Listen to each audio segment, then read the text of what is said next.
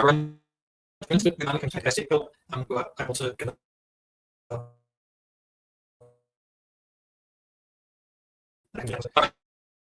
that week. We'll start arrangements from the temple. Good friend of the Tibetan Buddhist Society and a long-time member of our community, Gil Berry, and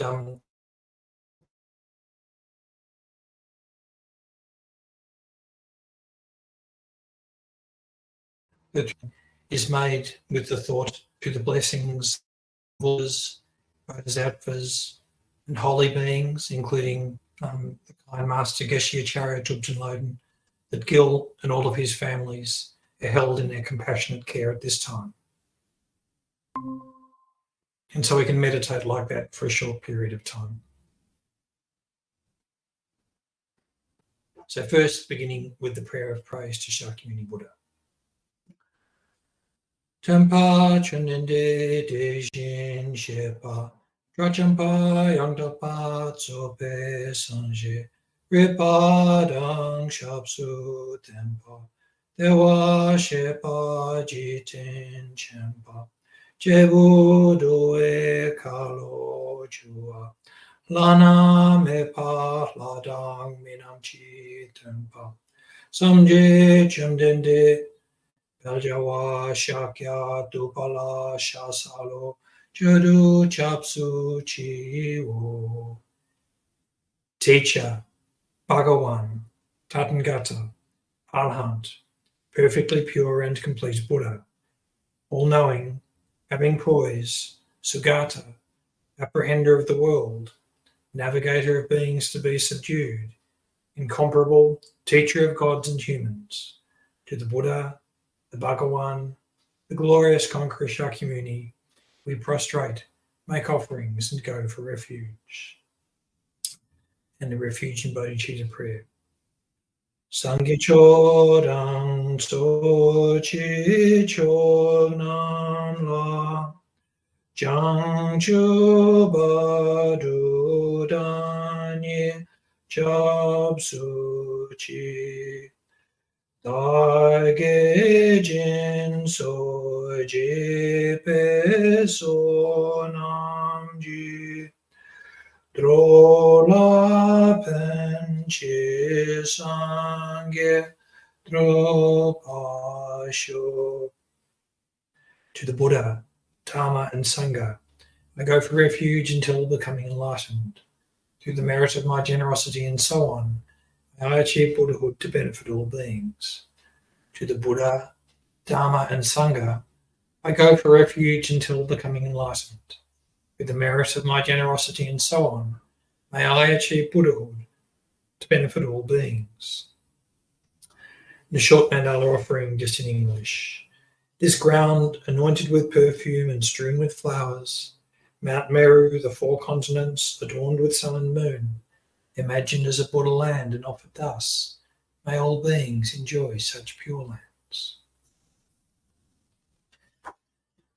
The 7-limbed prayer.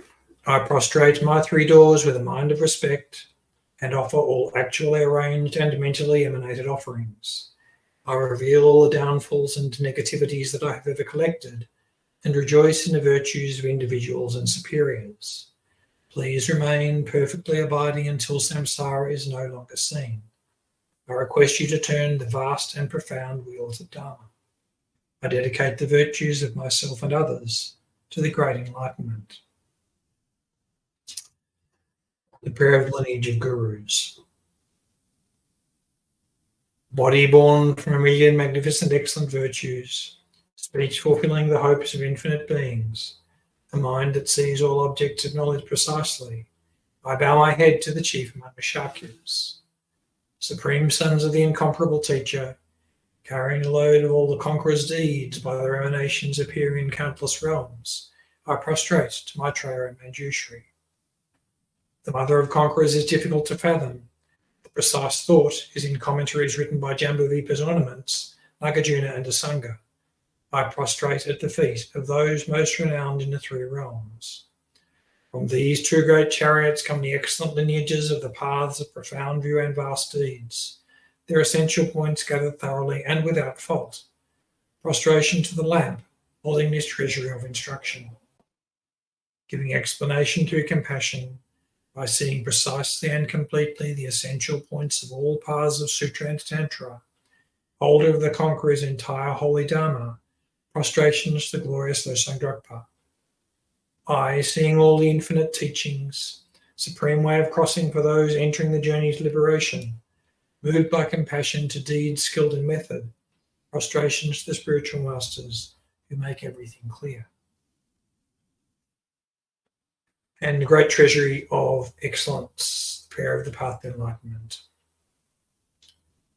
The kind master is the basis of all qualities, and proper alliance is the root of the path. By seeing his excellence and through much striving, bestow blessings to be devoted with great respect. This gentle support of freedom obtained this one time is most difficult to achieve. Knowing its great value gives rise to a mind seizing its essence constantly day and night. Bestow blessings to generate this continuum unceasingly.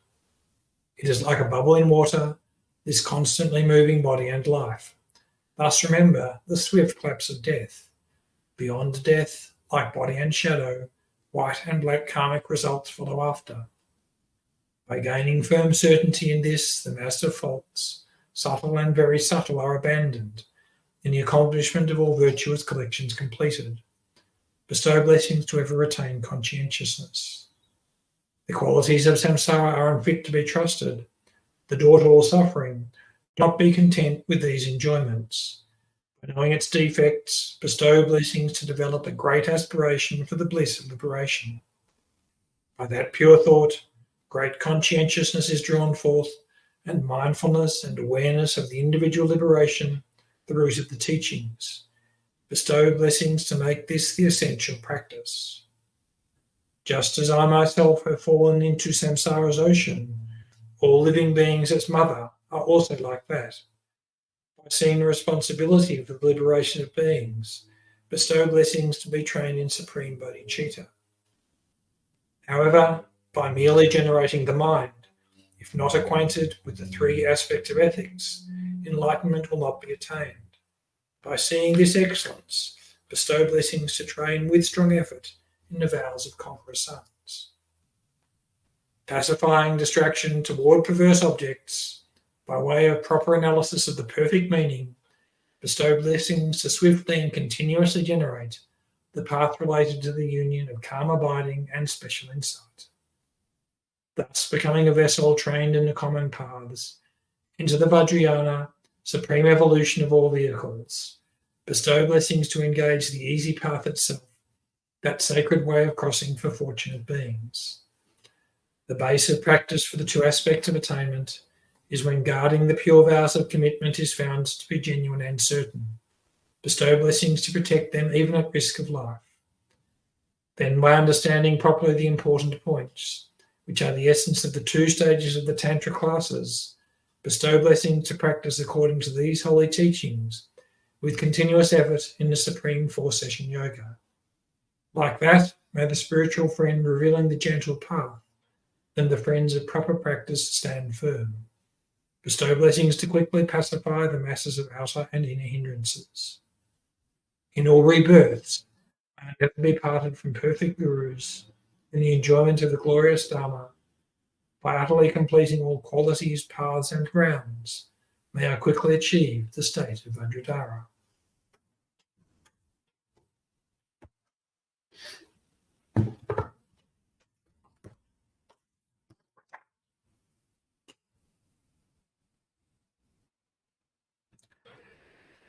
So we'll start off today with a meditation on impermanence, and we'll use as the text for the meditation the four limits of impermanence, which come from a text known as the Transmission of the Vinaya, which Geshe sets out on page 405 of Path to Enlightenment.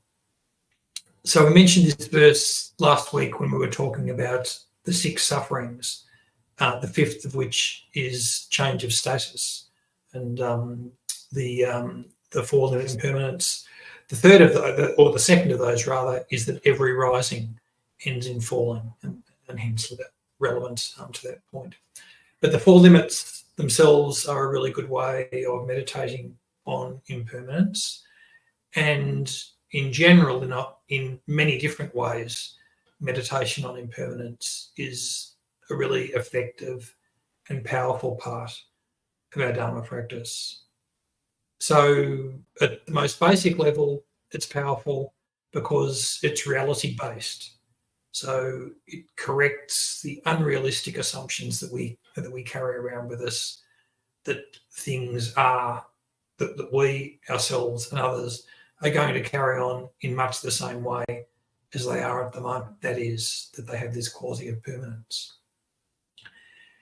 In fact, as we know, change is happening always, all of the time. We ourselves are changing, our body is changing, mind is changing, the way we're feeling moment to moment is changing, our expectations change day to day, our interests change day to day and over the course of our life. And this is going on in the same way for every other living being as well. It's also happening for our environment, for our conditions and so forth.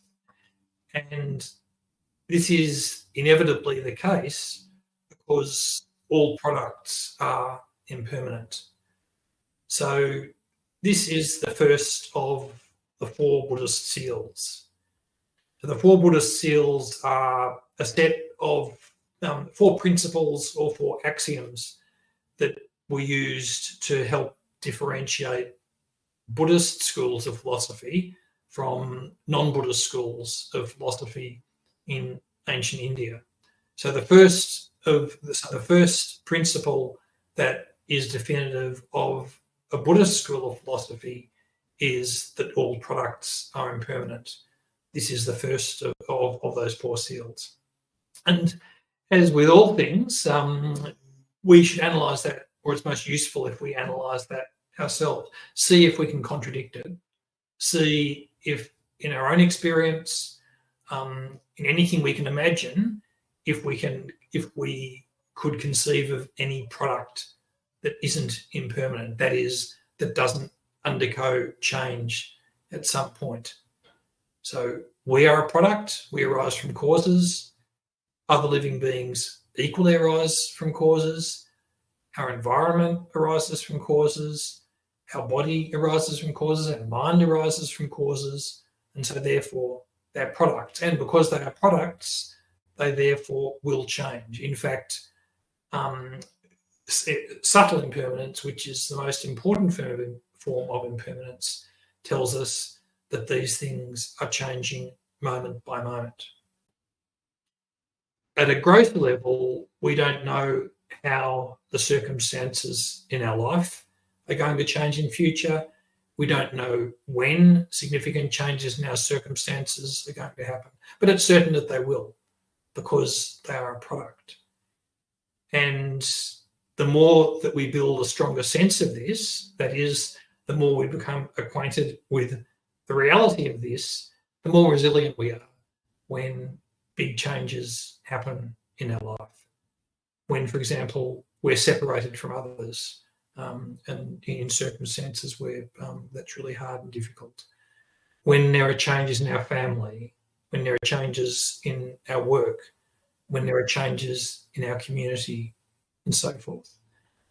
We become more resilient because we actually have a more realistic perspective on what's going on. It's not that we're just putting a positive spin on what's happening. It's not just that we're making the best of difficult circumstances. We're actually getting closer to seeing the way things actually work. And we also apply that to difficult circumstances that we come about because we realise that the difficulties in our life, the challenges in our life are also impermanent. As the saying goes, this too shall pass, and that's a realistic statement of impermanence. Also, as we'll see as we go through the next section of Path to Enlightenment, understanding impermanence is a really powerful way of dealing with our negative minds, our delusions, so our anger when it takes over our mind, our desirous attachment, our envy, our pride, and so forth.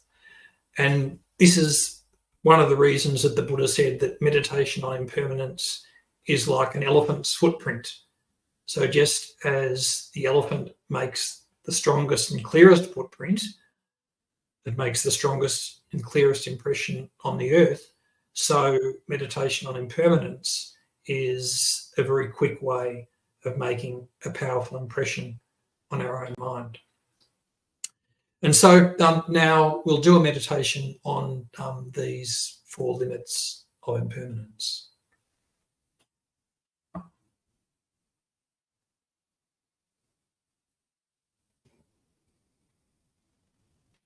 So first, making sure that we're sitting comfortably with our back relatively straight, hands folded in the lap, our head slightly tilted forward, if possible with our eyes half open and half closed.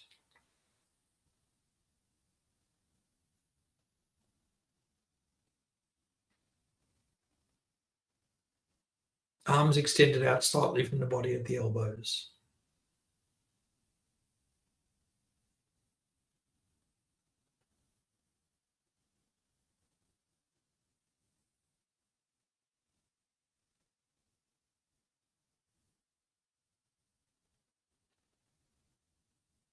Then, having set the physical posture, we set the mental motivation for our meditation. Recognizing that mind is a continuum. And because mind is a continuum, whatever we do, think, or say in one moment affects the next moment of mind.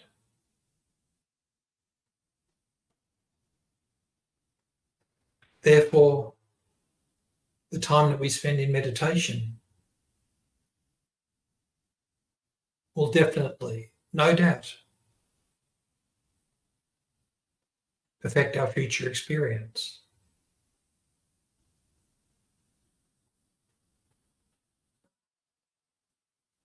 What's the future experience we would most like this time we spend in meditation to be a cause for?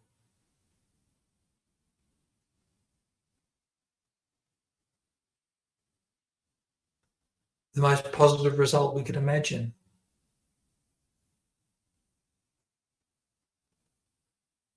is at this time that we spend in meditation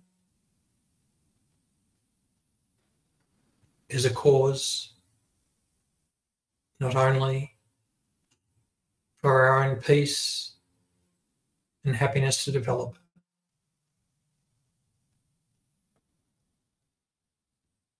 not only that through that we are a peaceful and positive influence on those around us, a better person, more beneficial to others.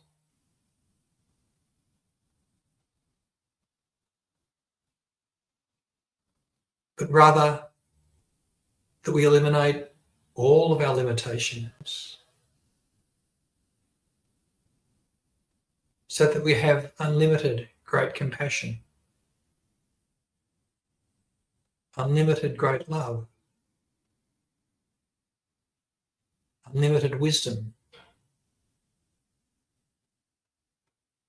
unlimited energy,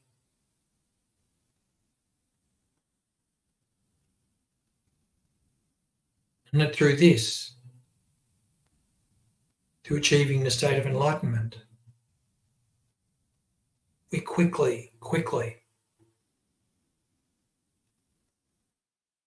bring inconceivable benefit to every other living being.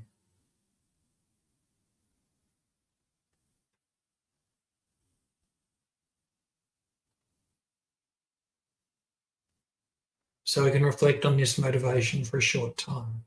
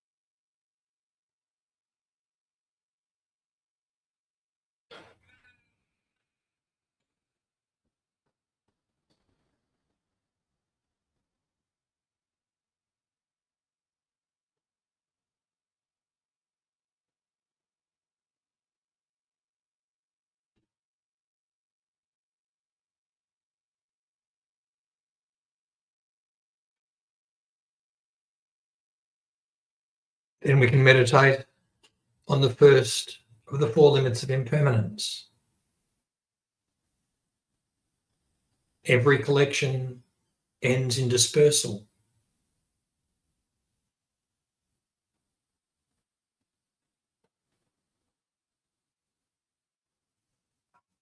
So, for example, collections of people.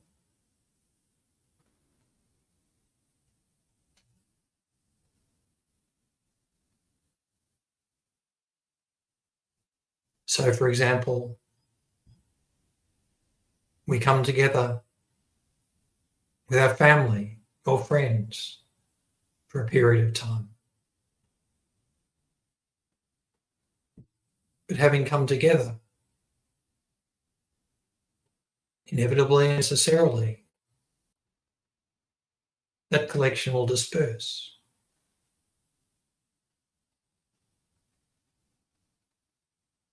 A collection of people in a workplace, when we're with the people with whom we work, they're so familiar. We see them every day. We know their habits, their likes and dislikes. Then one person goes this way, one person goes that way. And after years, this collection is just a memory.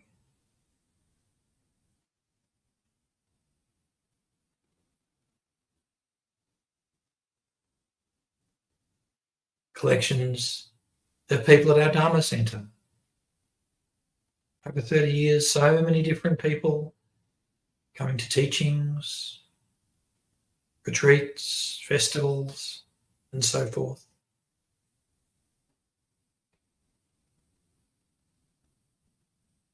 Most time, a particular collection of people comes together, it's unique. That particular collection will never occur again.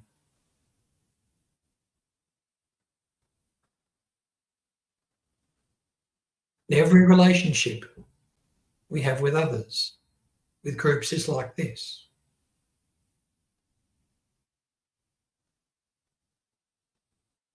Like a flock of birds that comes and sits in the branches of a tree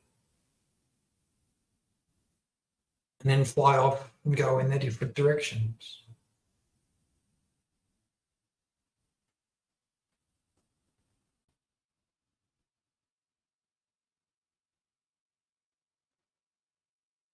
Also the collection of our possessions.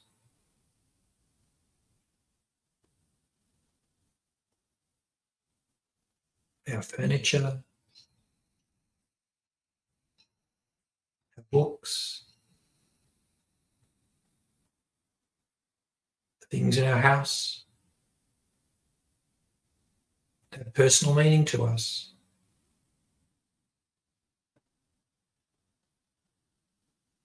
We gather them together for a while, but step by step, they are dispersed. And at the end of our life, they're completely dispersed.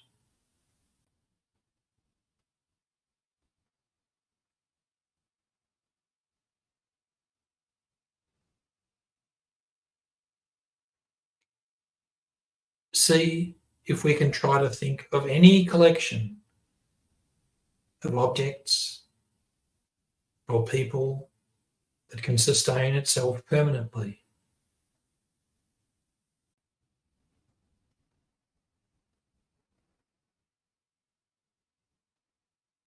Not possible. Because every collection ends in dispersal.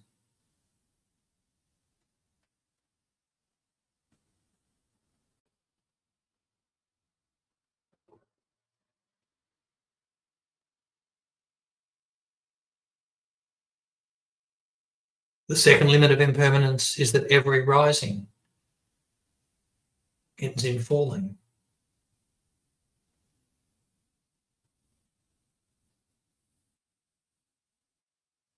So we may have so many aspirations in our life.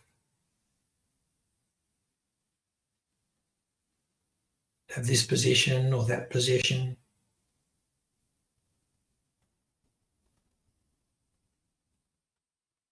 Or to be recognised for our knowledge or skill.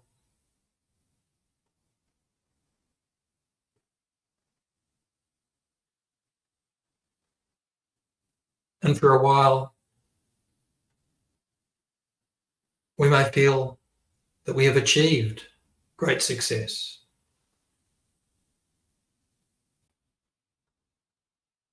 People look up to us.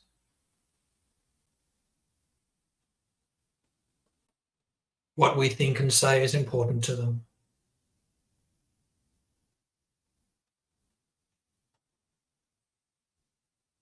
Maybe people think we're special because of the type of job we have.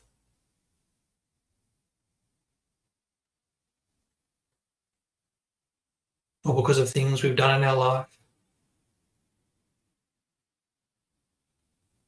But ultimately, every type of status, every type of position we can ascend to will end in falling.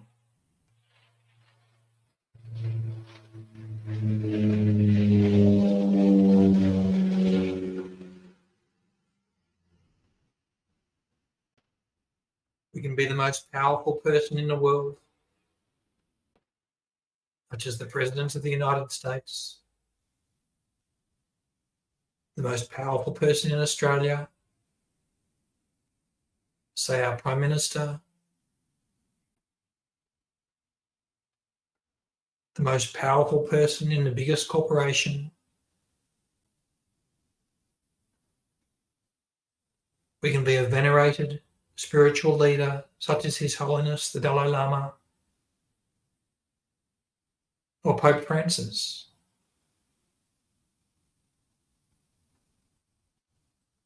But eventually, whoever we are, whatever status we have, eventually we will lose it.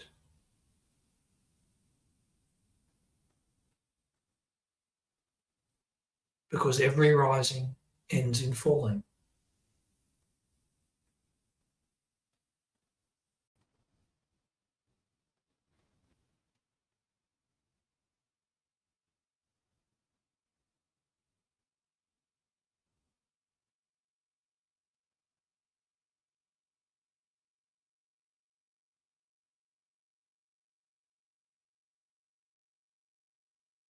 The third limit of impermanence is that every meeting ends in parting.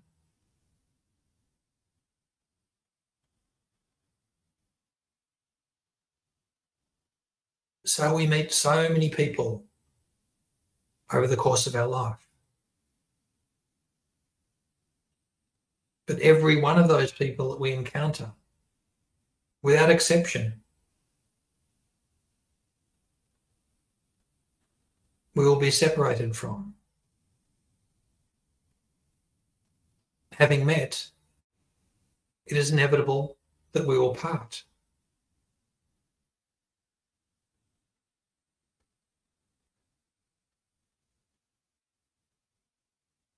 So the first people we usually meet in our lives, our parents and family,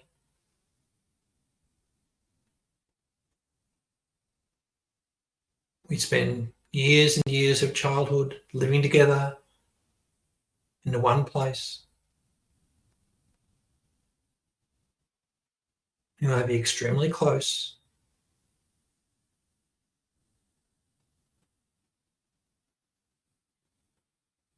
But eventually, we go our different ways.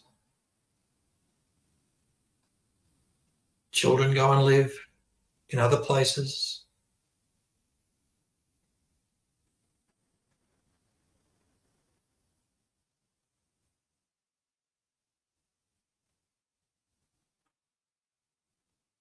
So eventually, this first and most important meeting we had in our lives, this encounter with the people who are closest to us, ends in parting.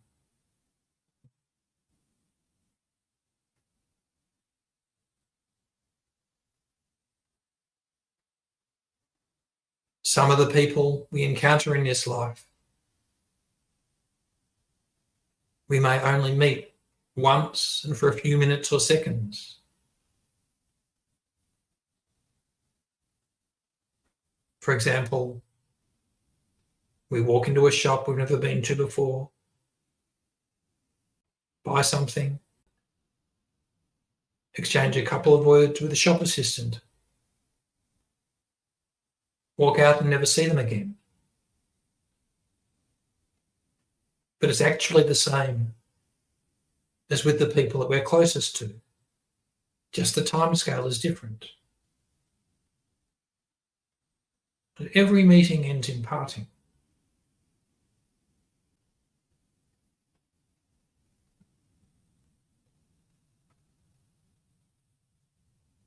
Whether it's very dear people to us, people who are random strangers, people we find difficult and don't enjoy being with. It's the same.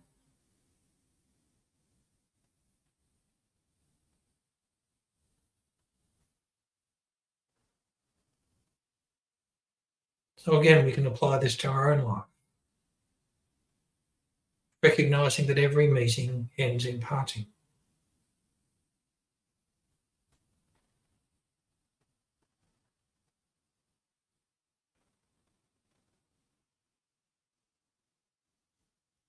The fourth limit of impermanence is that every birth ends in death.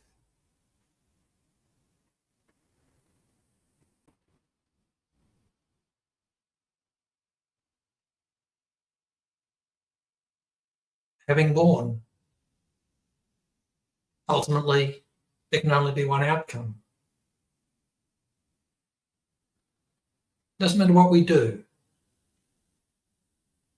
how much effort and money we put in to keep ourselves healthy and fit. However long we live, ultimately, we and every other living being that is born must die.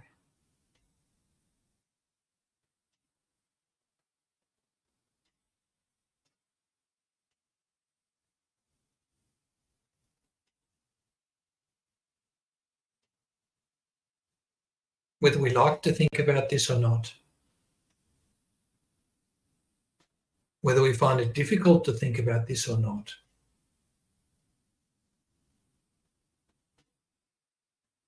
it's simply true.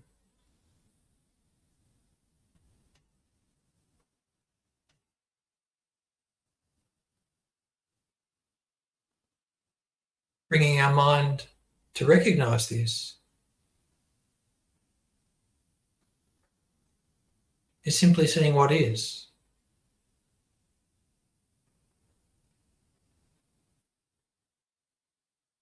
And seeing what is, we can let go of the fear,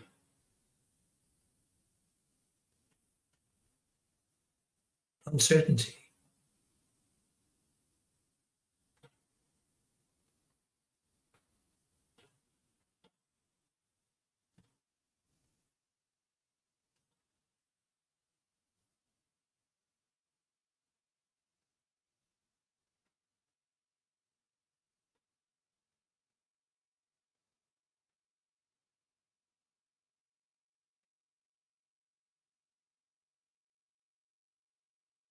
So again, in our own time, check this out with our own life.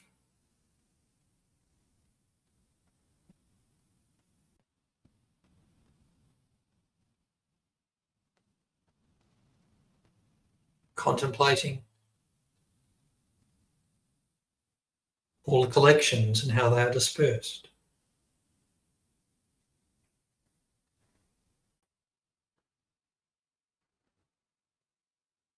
See if we can find an exception.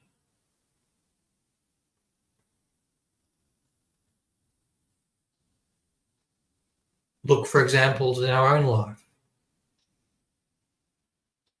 of people reaching high status,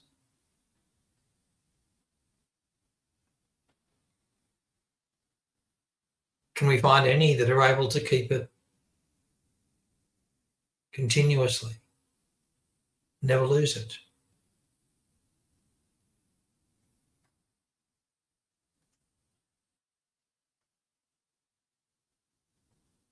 Is there any meeting we could come up with or imagine that does not end in parting?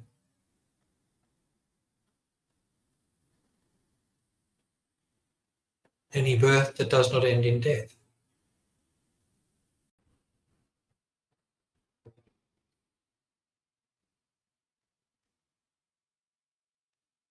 Contemplating like this,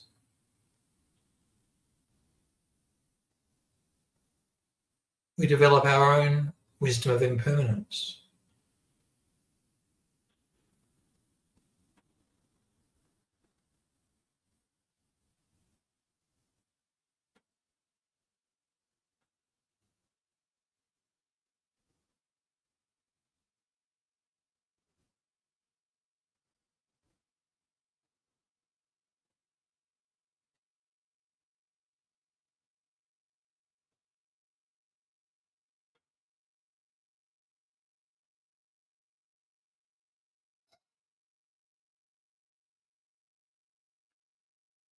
And then we can take some time to dedicate the merit of our meditation practice, thinking through this meditation on impermanence, our wisdom of impermanence develop more and more.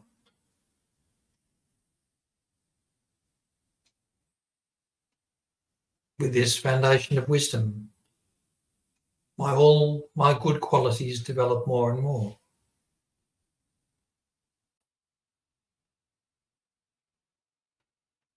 May all my negative minds, my limitations, step by step dissolve.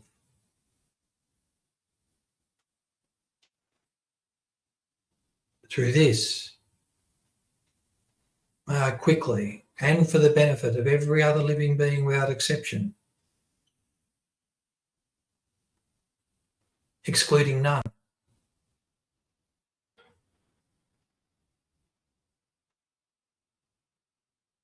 may this be the cause of attaining complete, perfect enlightenment for the benefit of all.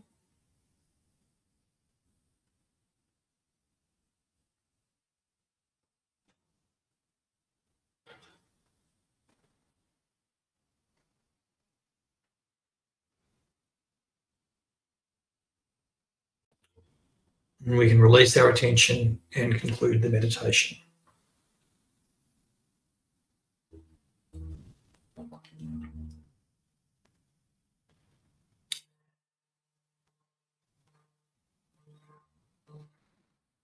So we're continuing to go through part 4 of Geshe-la's text that explains the medium scope teachings. And the main subject of the medium scope teachings is the 4 noble truths.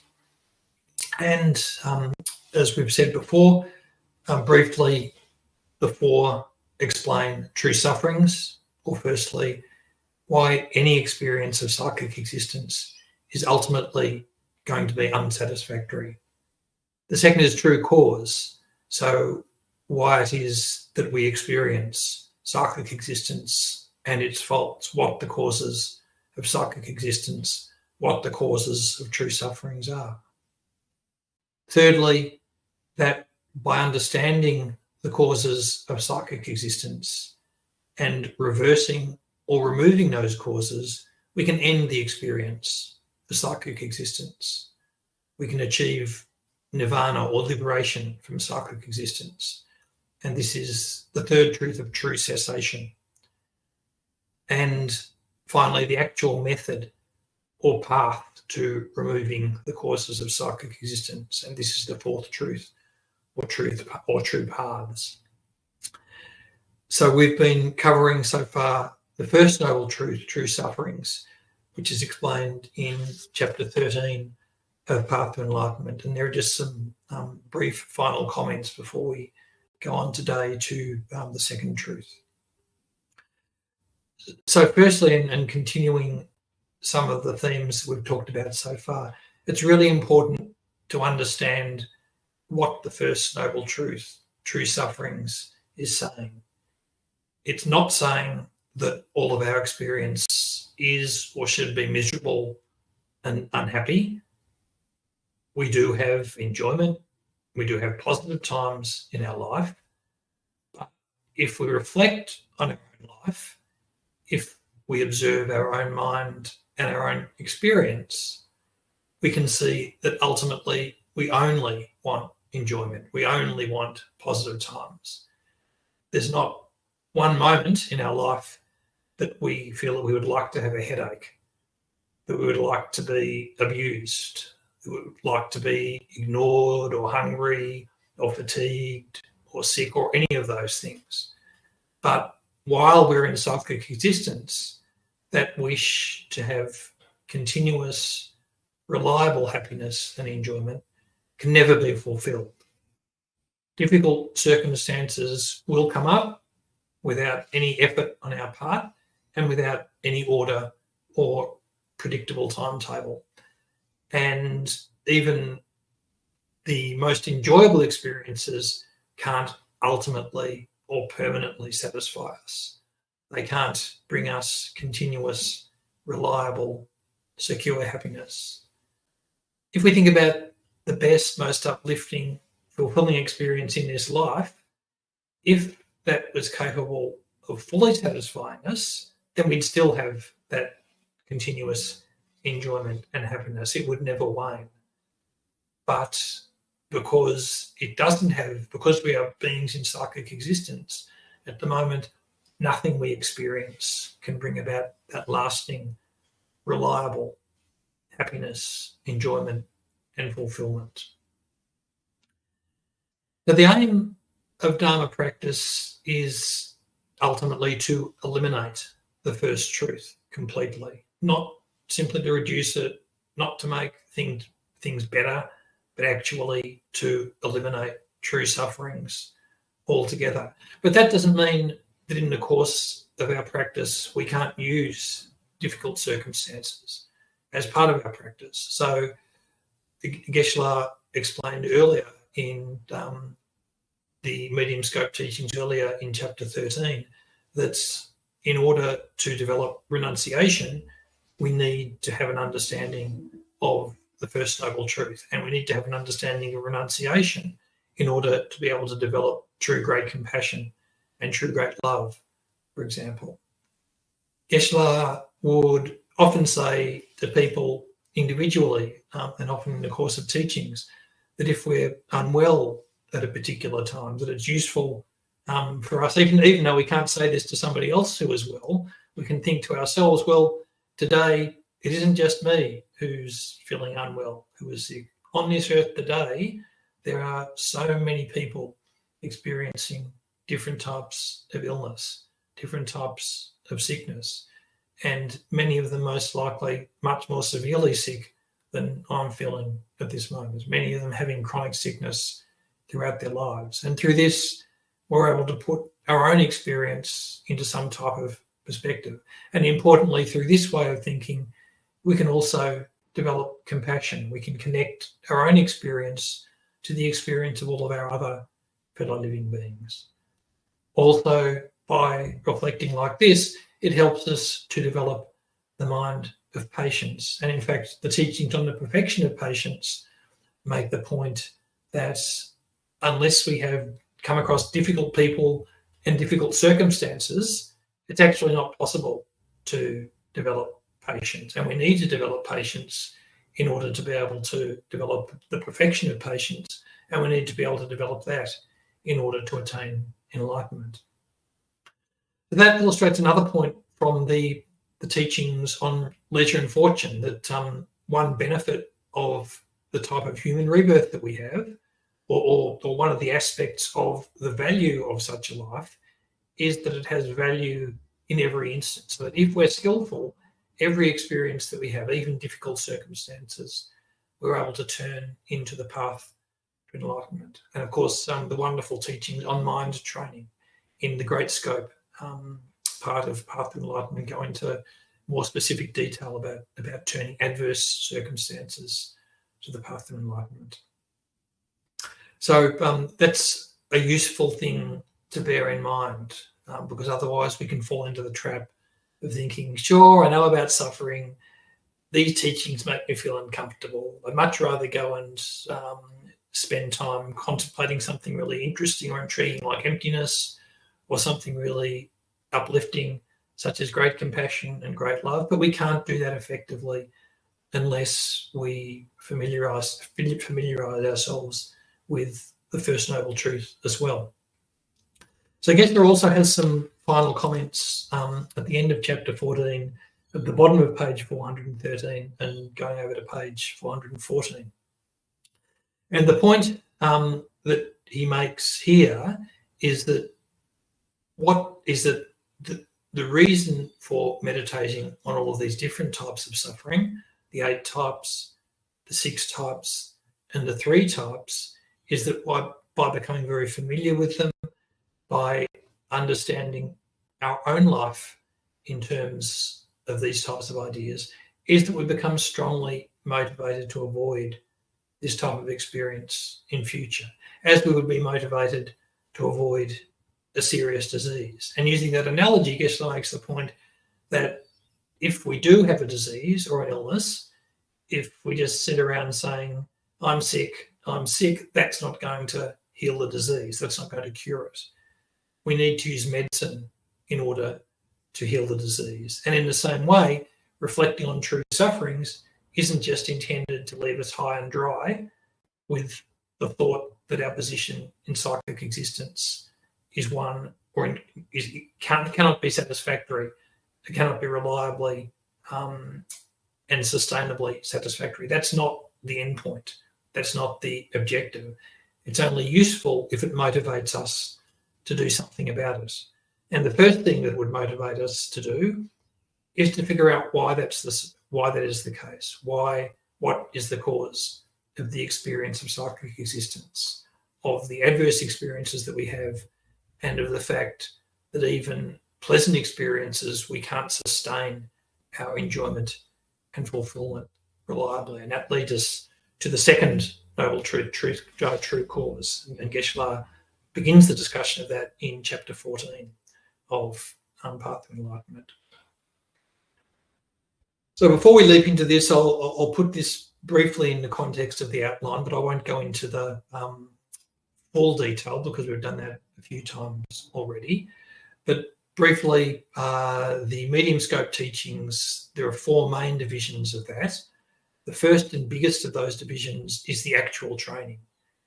And the first 2 parts of that, or the major parts of that, are firstly how to identify the mind that aspires to get us out of cyclic existence, to be clear what it is we're trying to cultivate.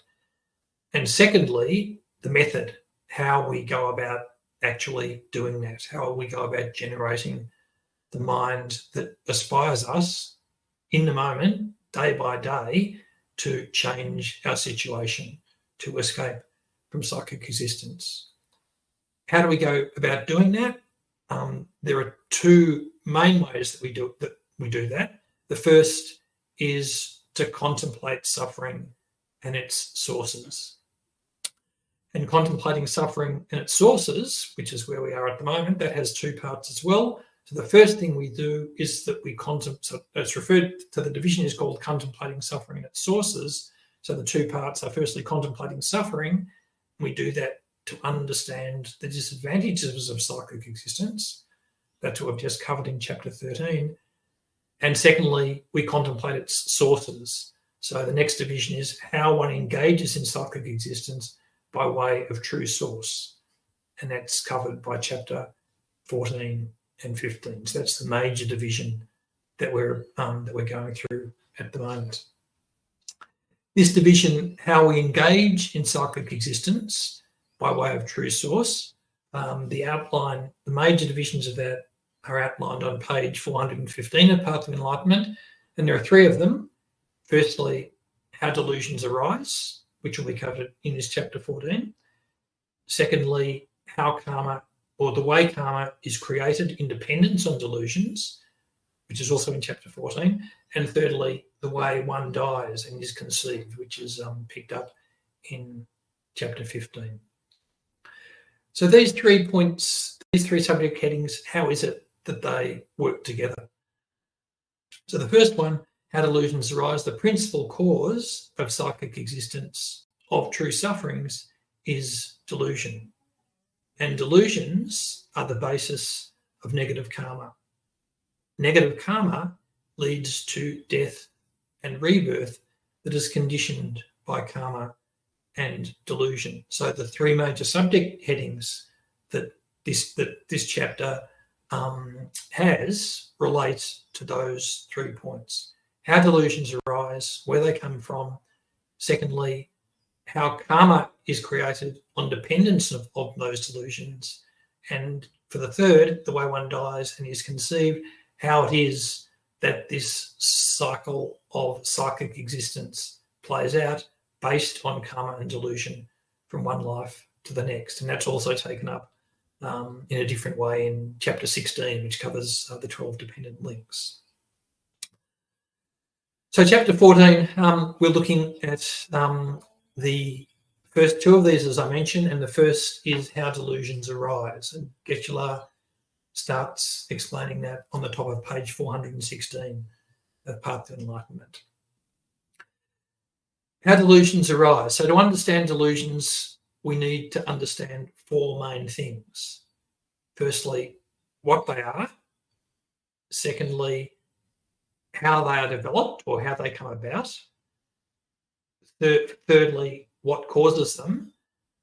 And fourth, what their faults are, or what's the problem with delusions.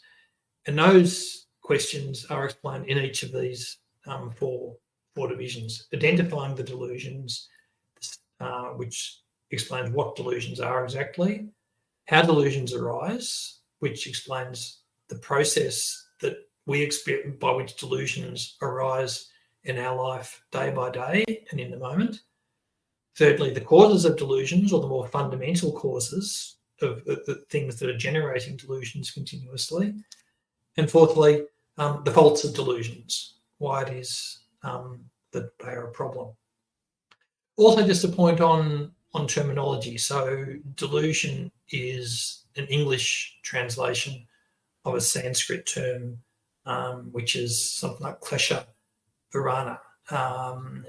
And of course, there is no precise English equivalent of that term. And in fact, the term is often interpreted in different ways. So Geshe has used the term delusions here. Sometimes people translate it as negative minds, as disturbing emotions, as destructive emotions.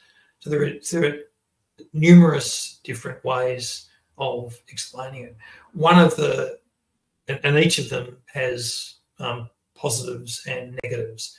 So one of the benefits of translating the term delusions is that we're talking about states of mind that to some degree distort the way things actually exist. So to that extent, it's kind of like the way we would use the term of somebody being deluded in a normal sense, that they have a completely fantasized understanding of the way things exist, like believing oneself to be Napoleon or something like that.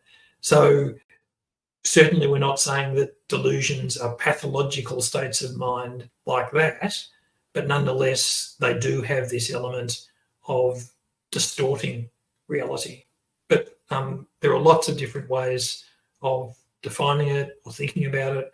And as we develop our understanding of it, then it means that we're able to get a sense of how they work in our own continuum.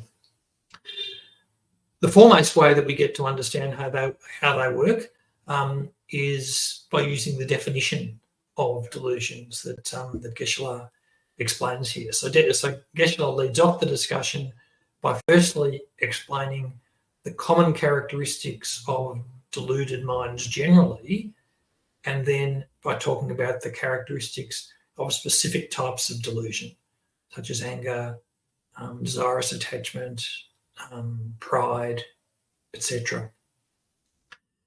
And by learning to recognize the characteristics of delusions generally and of these specific types, we develop a better sense of what our own mind is doing at any particular time. And the more awareness we have of that, and the stronger interpretive framework we have for understanding our own mind, the better we are able to monitor it in the moment, to understand what's happening at any particular moment. And based on that, the more we're empowered to set the direction of our mind, to bring more insight and choice into our behaviour in the moment. So it's really useful to get a personal understanding of delusions based on this general explanation in this way. So, for example, if we understand delusions better, then we can begin to apply it to specific situations in our life. So there may be a particular person that we always react to in an habitual way, or a particular situation we encounter that always elicits a particular type of habitual response. Really annoys us, really preoccupies us, we can't stop focusing on it, and often can trigger unhelpful behaviour on our part. And because we are creatures of habit, we may have reacted this way 10,000 times in our lives up until now to this particular person or this particular situation. If by understanding the delusions, we get more perspective on what our mind is doing, the type of habitual patterns that it has, then it gives us more space and insight. And so when we come across that situation for the 10,001st time, rather than just acting out that habitual response, it gives us some breathing space, and it can allow us in the moment to see what we're doing and ultimately to choose a different path. And so in this practical way, we're developing our own conventional wisdom by getting a better understanding of delusions. Also, as we talk about delusions, again, it's important not to misunderstand it. So talked about the first noble truth. Easy to misunderstand it as saying everything is dreadful and miserable, as we've talked about. That's not what the first noble truth is saying. It's also easy to misunderstand or misapply the second noble truth. So because we all have delusions, because they are the cause of our own experience of psychic existence, and it can mean that once we start reflecting on our own mind and becoming aware of our own habits and patterns of delusion, that we can also develop some misconceptions. So we can start thinking, well, if I really think about it, ultimately everybody, including myself, is fundamentally pretty ordinary and pretty selfish. We all have these continuous habits of delusion. We might try to put a nice face in it, but underneath, we all have this fundamental motivation of self-cherishing. So here I am, I'm trying to be a good person, but look at my mind. Look at the reality. Not only am I full of all of this anger, all of this grasping, all of this ego, but it's even worse than that because I try to cover it up. I try to present myself as being a reasonable, kind, generous sort of person. So this way of thinking, and people can and do, I can speak from personal experience, develop this type of perspective, certainly isn't helpful. And it's also based on delusion. It's based on a misunderstanding or an exaggeration of what it is that's going on. So it's like with the first noble truth, we're just aiming to see how things are, to make a reality-based assessment of what's actually going on. With the first noble truth, we look at our life in the context of the framework of the 8, 6, and 3 types of samsaric experience. And just look at that objectively, see if we think that it applies or not.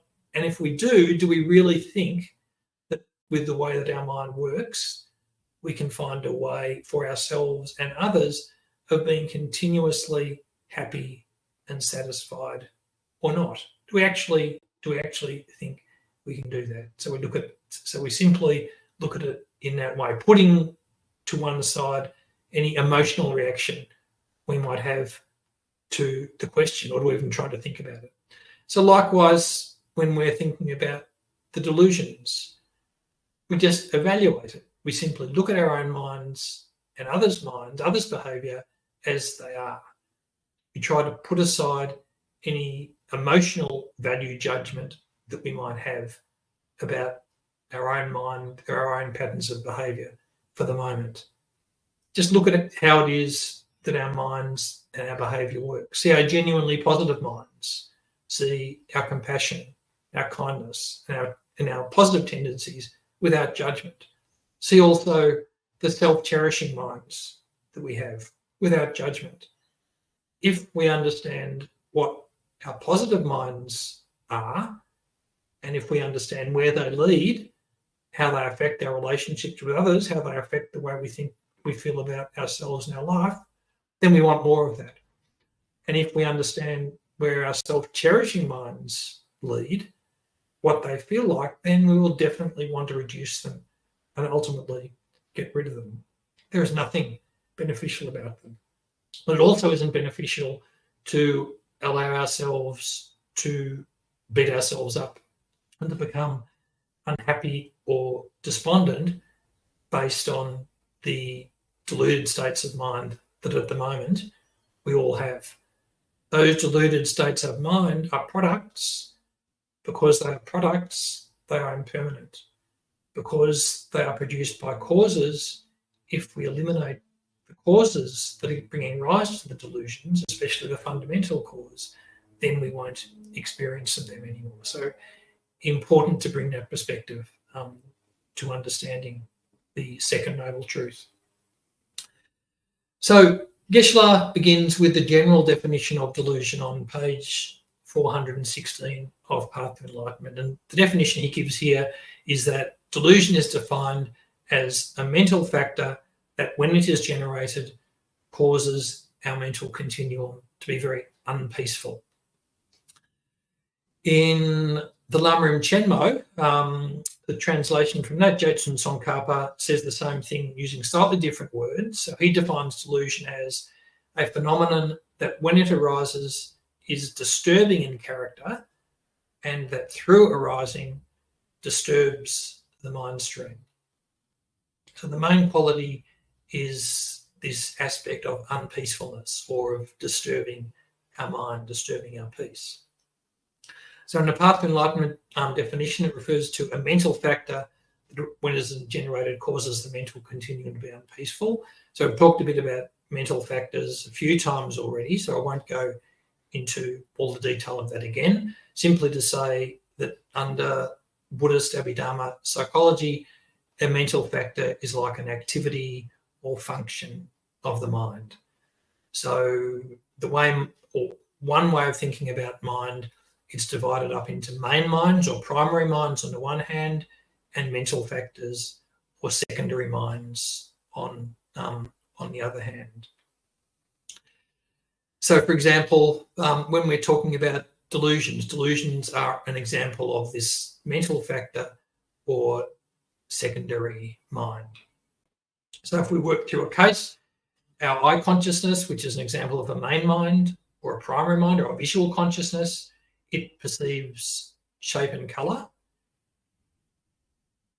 Through the mental factor of discrimination, we distinguish that shape and colour into a particular type of object. Our mental factor of contact classifies that into something that we find pleasant, unpleasant, or neutral. Our mental factor of feeling gives rise to feelings that accord with the way we've discriminated the object by contact. So if it's an unpleasant object, we feel that we have an unpleasant feeling. If it's a pleasant object, we have a feeling of enjoyment. If it's a neutral object, we have a feeling of indifference. Our mental consciousness will then, in this case, we've distinguished an object and our mental that's unpleasant, our mental consciousness labels it as somebody that we don't like, so somebody in our life that we find really, really difficult. We think that they're not a good person, and so our primary minds and our other mental factors are then accompanied by the mental factor of aversion, which is the way we feel about this person based on the delusion, which is a type of mental factor that is the delusion of aversion. And we'll talk about that in a moment. But whatever delusion it is that's arising, the common thing that underlies them is this lack of peacefulness or this agitated and disturbed quality of mind.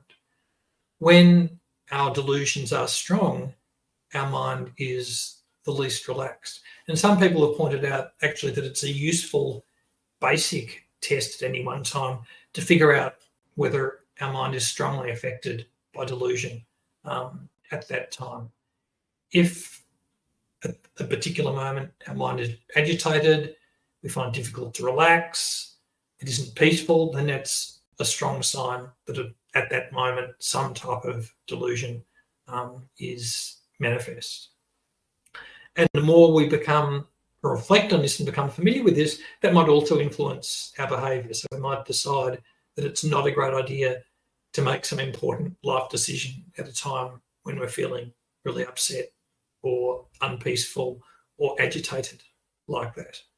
In fact, I recall reading one text where a Tibetan Lama said that if he woke in the morning and his mind felt really, really negative, then he'd decide not to get up that day, but simply to go back to bed and to get up when he felt more positive about things. The problem with that advice for many of us, including myself, is that I spend a lot of time in bed, I think.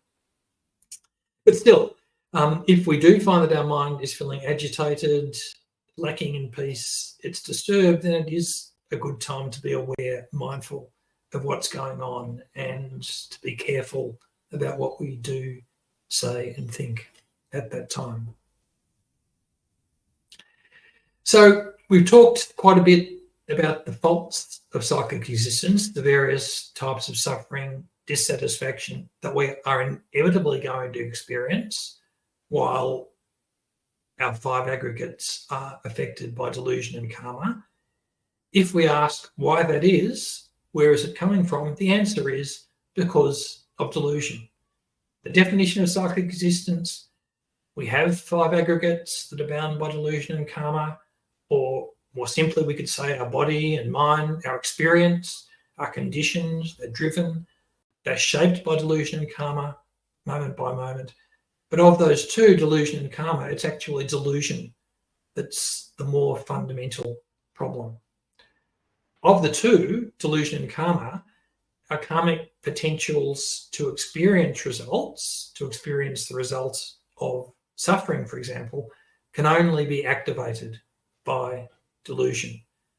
So we have karmic seeds or potentials that are sitting in our mind stream, and Geshe says it's a bit like having seeds that are sitting in the ground that are ready to sprout when the right conditions come along. So the proper nutrients, water, warmth, etc. And if the right conditions don't come along, for example, there's a long drought, there's no water, there's no soil, well, then the seed of karma, in this case, will not sprout. But Path to Enlightenment says that when delusions arise, it's like pouring water on a dry field that contains these unripened seeds of previous karma. And so that's why delusion is the more fundamental. And Geshe also makes the point that even if we actually had no karmic seeds, so supposing we purified all of our karma, we had no karmic seeds that were there ready to sprout, the moment that delusion arose, it would immediately create more karmic seeds, and hence the karmic result of suffering that would be activated by delusion. And so Geshe quotes this relationship between delusion and karma in the verse of Dharmakirti in the middle of page 417, and basically saying that when we have moved, so basically the point is that once we've removed delusion, we've also removed the cause of karma and of cyclic existence. So in this verse, where he refers to craving for cyclic existence, he means delusion. So he says, those who have crossed over the craving for cyclic existence cannot be impelled by karma, because the cooperative cause is not present. So for that reason, it's really useful, practical advice to us to recognize and understand delusions, to become experts in identifying them and understanding them when they come up in our own experience, in our own mental continuum. Because if we do that, then we get better at applying antidotes to them in the moment. And we'll talk more about the specific antidotes to the various types of delusion in the next sections of the text. But the more we do that, we can actively change our mental habits and change our patterns. So then so having talked about the general definition of delusion, then on page 417, Geshe talks about individual delusions. And he introduces this section by commenting that there are actually limitless different types of delusions, but they're commonly grouped or classified into 6 main types, or 6 root delusions. And these 6 are desirous attachment, anger, pride, ignorance, doubt, and deluded view. And the last one of these, deluded view itself, has 5 different subtypes. And Geshe explains that these last 5, deluded view, they're sometimes called speculative delusions, because in part they're established through particular types of idea or philosophy or reasoning, in part, not all of them. But the first 5 aren't, or don't depend on, particular types of conceptual understanding or view or understanding. In a way, they feel more innate, more fundamental, although, as we'll see, that's really just a feeling or an impression. For example, in the case of delusions such as desirous attachment and anger, we can see that non-human beings, animals, experience those, even though they don't have the cognitive ability to hold at least some of the 5 deluded views that we'll talk about. But as we go through the difference between these 2 types, the first 5 and those that are included in deluded view, it'll get a little bit more clear. The first of the delusions is desirous attachment, and Geshe begins the explanation here on page 418. And again, he begins, as he does in every case, with the definition. Desirous attachment is a mental factor, again, that perceives an external object or an internal object as attractive. It exaggerates that attractiveness and wishes to possess and retain the object. The major characteristic of desirous attachment is that it's sticky. So when we have a mind of desirous attachment, it's difficult to separate our mind from that object. Geshe says it's a little bit like mental glue that's clinging to the object that we find attractive. It said that other delusions can be a little bit easier to deal with in some way. So they stain the mind in a way similar to the way that the dirt stains a white cloth. So if a cloth is dirty, then if it's just dusty, then we can just flick the cloth and the dust goes, or we can wash it, we can put it in water and the stain is removed.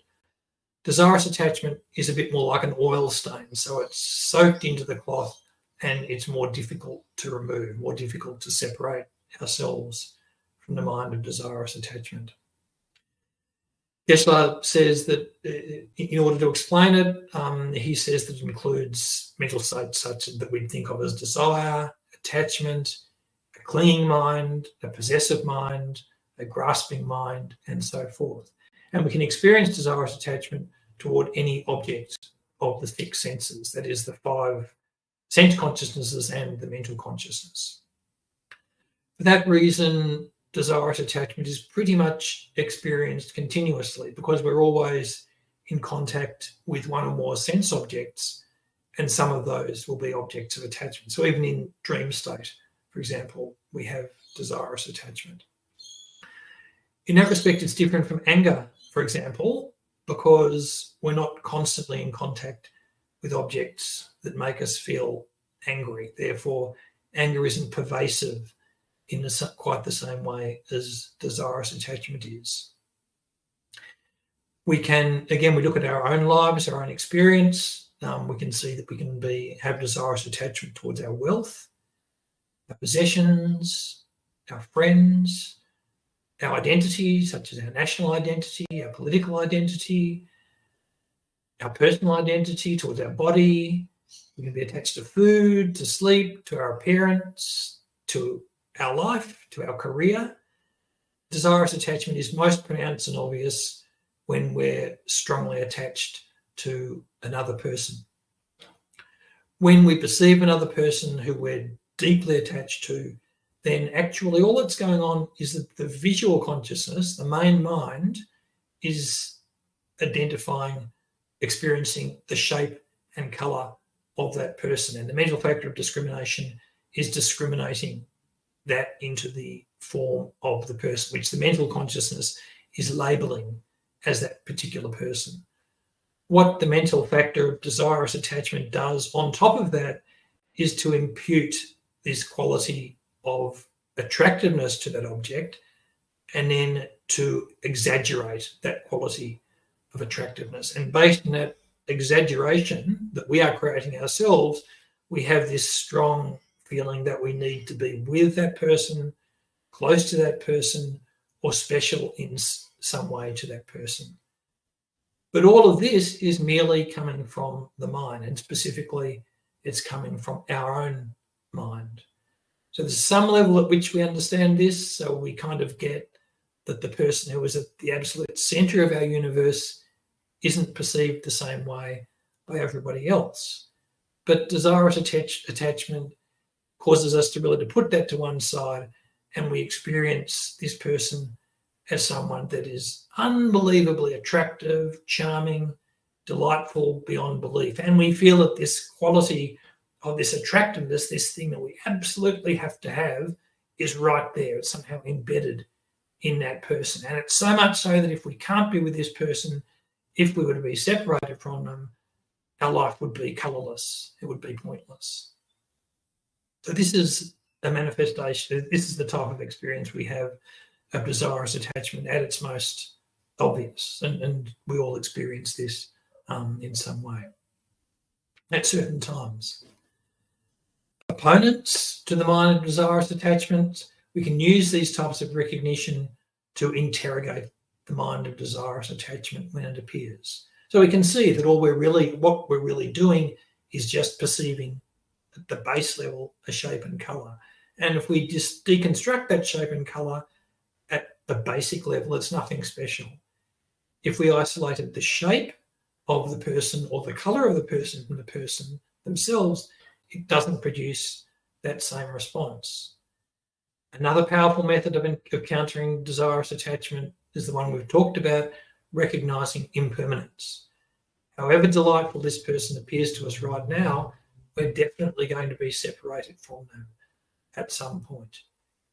Many of the people who are most central to our life 10 years ago may no longer be with us. And in 10 years' time, the people who are going to be important to us at that time might be complete strangers to us now, or might be people who we find really difficult or unpleasant. And further, when our death comes, when the other person's death comes, we're definitely going to be separated from this person that we feel that we absolutely have to be with. In the meantime, we ourselves are changing, our interests and feelings are changing, the people we associate with are changing, and this person who seems unbelievably important and attractive to us now is also changing.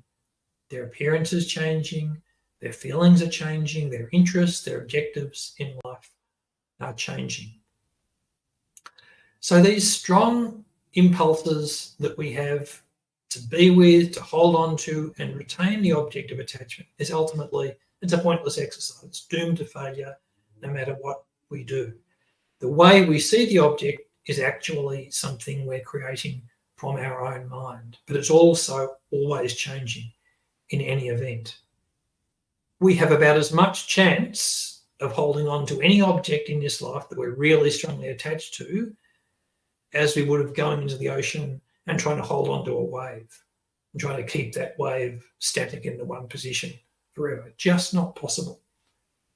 The strongest opponent to desirous attachment is concentrating on the emptiness of inherent existence of the object of desire, of our own experience of desirous attachment and of that desirous attachment itself.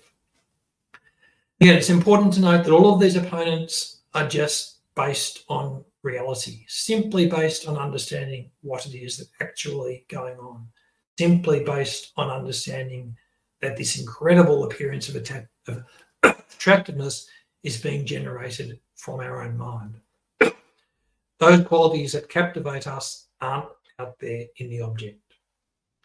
Further, the appearance of that object is something that we have to hold on to, completely unrealistic, a fantasy, because of our impermanent nature and its impermanent nature. So that's a good point to leave off for today. Next week we'll continue, so we'll start talking about the mind of anger. Really useful to read through this section of Path to Enlightenment. In particular, I'd recommend having a look at the section on deluded view and the view of the transitory collection. So next week, when I talk about this, I'll also bring in some of Geshe-la's explanation of the view of the transitory collection from his Mahamudra text. And I'll do that because, as we'll see, that's really getting to the very fundamentals of psychic existence. So we'll finish with the great prayer of the graduated path, or the final prayer, I beg your pardon, of the graduated path, which we'll do in English. By the two collections, vast as space, amassed with effort for a long time, may I become a chief of conquerors, a guide for all beings whose mind's eye is blinded by ignorance. Also in all lives will not yet come to that. May Manjushri favour me with his compassion. Finding the supreme path, complete with all stages of the teachings, may I please the conquerors by practicing well. By my precise understanding of the essential points of the path, with skillful means drawn along by strong compassion, and by dispelling the mental darkness of beings, I uphold the conqueror's teaching for a long time. Where the supreme precious teaching has not spread, also where it has spread but become degenerate, with the mind deeply moved by great compassion, may I make clear this treasure of benefit and bliss. The stages of the path, excellently established by the marvellous deeds of the conquerors and their sons, give glory to the minds of those aspiring to liberation. May the conquerors' deeds be long preserved. May all humans and non-humans who remove the obstructions and establish conditions favourable to cultivating the excellent path never be parted for all of their lifetimes from the purest of paths which the Buddhas have praised. When someone makes effort to practice properly the 10 points of conduct of the Supreme Vehicle, may he always be assisted by the mighty protectors, and may oceans of good fortune spread out, reaching all. The general dedication, which again I'm running out of time, so I'll do just in English. By this virtue, may all beings complete the collections of wisdom and merit, and attain the two holy bodies arisen from wisdom and merit. May the precious superior mind of enlightenment be generated in those who have not yet generated it, and not decrease in those who have developed it, but increase continuously. So thanks very much, everybody. I'm sorry, I nearly always run out. Well, I do always run out of time for questions. If anybody has any questions, remember you can send them through by email to events@tushita.org, or when I'm in the temple, you can just ask me beforehand, and I will make sure that I find some time for them. Otherwise, thank you so much for Manikam for helping to make this happen online at such short notice, and I apologise to anybody who might have inconvenienced as a result of not being able to come to the temple today. I hope you all have a fantastic week and see you next week. Bye.